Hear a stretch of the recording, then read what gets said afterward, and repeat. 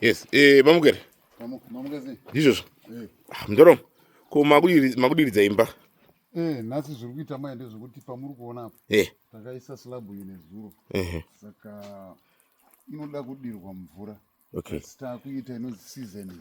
Seasoning. Takuisimbisa. Okay. Inyatsosimba.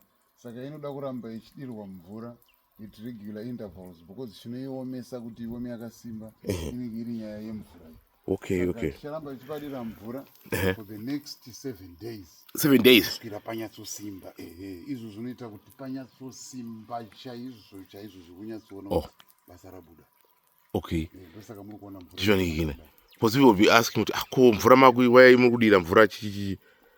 Ngana. Ndo reason yacho. Okay. Tinodirira mvura kuitira kuti panyatsosimba. Sezvo muri kutoona iri kutoflowa izvo takutoichinja because apa yatovepo. Okay.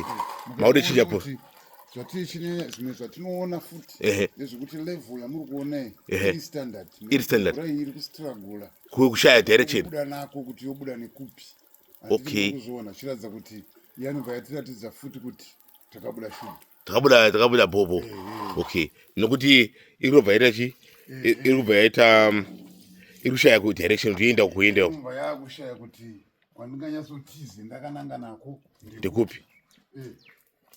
Wow, that's ingenious.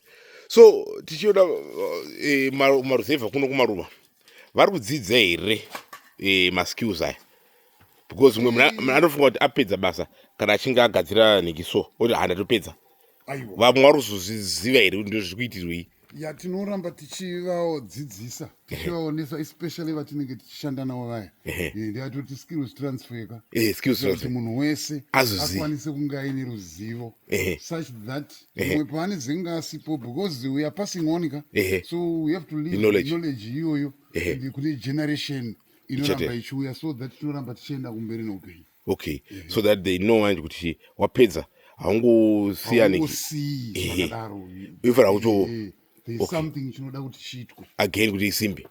Okay. Ndike ndakuzorwa matiles unokwanisa kuzongorwako matiles madira kwa because this is rough floor inenge iri strong yakasimba saka matiles edu munogona kudavisa matiles munogona kudavisa matombo zvakwauri zvakwamuri kuti chamuri kunyanya kuda kuti chiiswa apa but zvese zvinopinda ipapa. Okay.